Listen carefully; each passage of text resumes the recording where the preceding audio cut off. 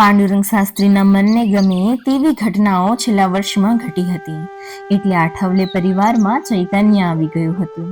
થોડા દિવસો પહેલા જ તેમણે નક્કી કર્યા પ્રમાણે રૂહાની આખી જમીન પ્રભાકર પંતને નામે કરી નાખી. મજૂરોની મજૂરીની સમસ્યા ઊભી થઈ હતી, પણ અચાનક તેમની એક લેણી રકમ આવી અને મજૂરીની સમસ્યા પણ દૂર થઈ ગઈ હતી. એમ તો અનેક લોકોએ પૈસા આપવાની તૈયારી બતાવી હતી, પણ પાંડુરંગ શાસ્ત્રીએ કોઈ પાસેથી કંઈ લીધું નહોતું. ગુજરાતના માણસા ગામના ડાહ્યાભાઈ કક્કડ તે માટે જ એકવાર તેમની પાસે આવ્યા હતા. પાંડુરંગ શાસ્ત્રીની કાર્ય પદ્ધતિ તેમને ખૂબ જ ગમતી. પાંડુરંગ શાસ્ત્રી એ અરસામાં પિલવાઈ ચરાડા ગામે પ્રવચન કરવા જતા. એવા જ એક પ્રવચનમાં ડાહ્યાભાઈ તેમની પાસે આવ્યા હતા. તેમણે કહ્યું, શાસ્ત્રીજી, તમારું નામ પ્રત્યક્ષ કે પરોક્ષ રીતે ન લેતા હું પૈસા ઊભા કરું અને 75,000 રૂપિયા તમને લાવી આપું. અમારા નાગર વાણિયા પાસેથી પૈસા લાવીશ. પાંડુરંગ શાસ્ત્રીએ કહ્યું, પ્રત્યક્ષ કે પરોક્ષ રીતે અથવા માણસો મોકલીને ફંડફાળા કરવા એ મારા સિદ્ધાંતમાં બેસતું નથી.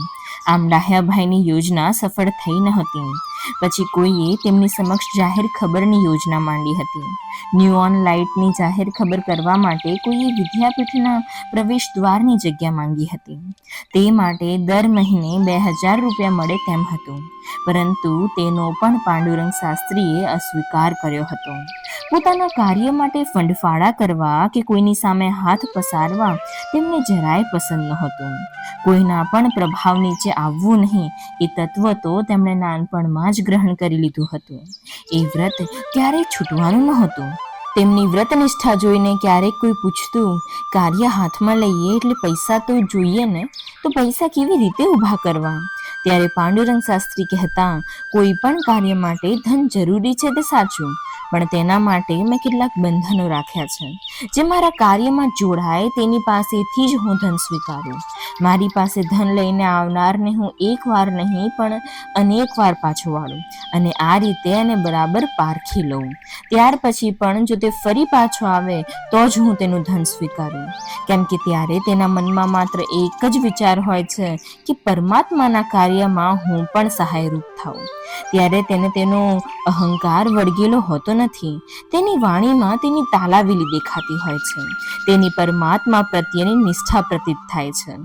એવી સ્થિતિ ન આવે ત્યાં સુધી હું ધન લેતો નથી. તેમના અયાચક વ્રતને તેઓ નિષ્ઠાપૂર્વક વળગી રહ્યા હતા. તેથી જ પરમાત્માની સહાયતા તેમને સામેથી જ મળતી. મજૂરોની મજૂરીની સમસ્યાનું નિવારણ પણ તેવી રીતે જ થયું હતું. તેથી તેમને સંતોષ થયો હતો. પછી તત્વજ્ઞાન વિદ્યાપીઠનો પાયો નખાયો. એક દિવસ પાંડુરંગ શાસ્ત્રીએ નિર્મલાતાઈને કહ્યું, મારે યુવાનો સાથે રહેવું છે, તેમની સાથે મારે સુસંવાદ સાધવો છે, પણ અહીં પૂરતી જગ્યા નથી. વિદ્યાપીઠનું બાંધકામ હજુ ચાલે છે, તો હવે મારે શિબિર ક્યાં ગોઠવવી? નિર્મલાતાઈએ કહ્યું, અરે આપણું રૂહાનું ઘર ખાલી જ પડ્યું છે ને, ત્યાં જ શિબિર ગોઠવીએ. હું બધું જ કરીશ. પાંડુરંગ શાસ્ત્રીને એ સૂચન ગમી ગયું. તે પછી થોડા જ દિવસોમાં 18 યુવાનો સાથે બંને રોહા ગયા. એ 15 દિવસ બધાએ ખૂબ જ આનંદમાં ગાળ્યા. આખો દિવસ વિચાર સત્ર ચાલતું, સાંજે દૂર દૂર ફરવાનું થતું. એ 15 દિવસ નિર્મલાતાઈ રાંધતા અને જમાડતા. એમ ધાર્યા પ્રમાણે એ કાર્યક્રમ પાર પડ્યો.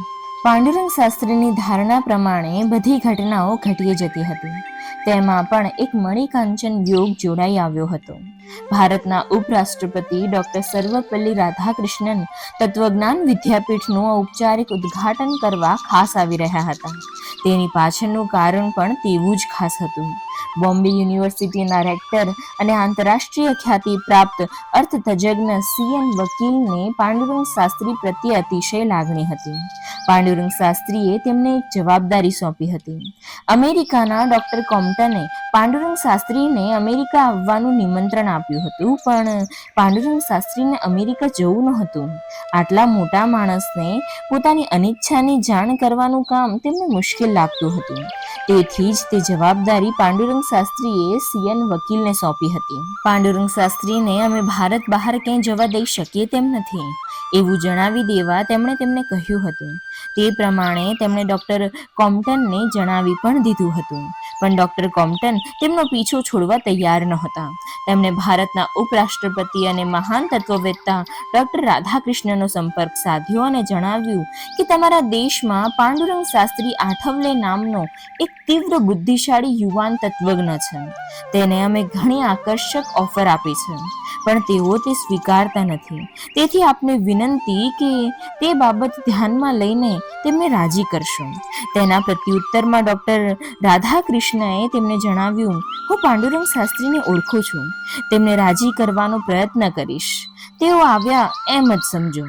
તે પછી ડોક્ટર રાધાકૃષ્ણએ તરત જ મુંબઈના ગવર્નર હરિકૃષ્ણ મહેતાબનો સંપર્ક સાધ્યો અને પાંડુરંગ શાસ્ત્રી વિશે જાણ કરીને જણાવ્યું હતું કે મારે તેમને મળવું છે, તેથી તમે તેની ગોઠવણ કરજો.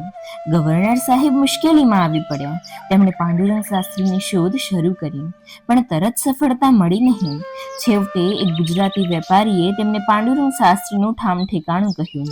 ગવર્નર સાહેબે તરત તેમને ફોન જોડ્યો. મારે તાત્કાલિક આપને મળવું છે. પાંડુરંગ શાસ્ત્રીએ જણાવ્યું, હાલમાં હું કામમાં રોકાયેલો છું. તત્વજ્ઞાન વિદ્યાપીઠ અમારું ઊભું કરવું છે, સરસ્વતી પૂજન કરવાનું છે, તેથી પછી ક્યારેક મળીશું. હું એ કાર્યક્રમમાં હાજર રહેવા વિદ્યાપીઠમાં આવું છું. જુઓ, આપ પ્રાંતના પ્રથમ નાગરિક છો. આપના હાથે અમે શિલાન્યાસ નહીં કરાવીએ તો વર્તમાન પત્રોમાં નકામી ચર્ચા થશે, અને આ કાર્યક્રમ તો મારે મારી રીતે જ કરવો છે. કાર્યક્રમ તમારી રીતે જ થાય એમ જ હું ઈચ્છું છું, પણ મને એ કાર્યક્રમમાં આવવાની પરવાનગી આપો. દિલ્હીથી મને દબાણ થઈ રહ્યું છે, મારે રિપોર્ટ આપવાનો છે. હવે માત્ર પાંડુરંગ શાસ્ત્રી તેમની વાતને અવગણી શકે તેમ નહોતા. તેથી તેમણે ગવર્નર સાહેબને વિદ્યાપીઠ આવવા માટેનું નિમંત્રણ મોકલ્યું. નક્કી થયા પ્રમાણે તેમણે પાંડુરંગ શાસ્ત્રીની મુલાકાત લીધી અને જરૂરી માહિતી મેળવી. તેની બધી વિગતો તેમણે ડોક્ટર રાધાકૃષ્ણનને દિલ્હી મોકલાવી. તે મુજબ ડોક્ટર રાધાકૃષ્ણએ તત્વજ્ઞાન વિદ્યાપીઠની મુલાકાત ગોઠવી અને પાંડુરંગ શાસ્ત્રીને તે વિશેની રીતસર જાણ કરી.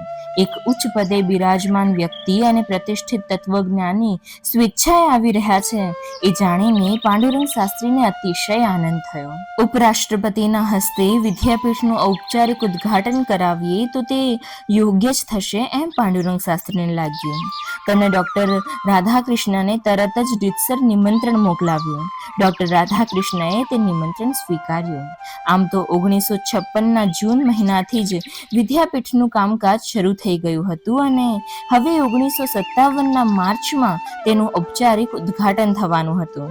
તો જ્ઞાનની ગંગોત્રી સમી તત્વજ્ઞાન વિદ્યાપીઠના ઔપચારિક ઉદ્ઘાટનની વાતો સાથે પાછા મળીશું આવતા રવિવારે. ત્યાં સુધી રાધે રાધે.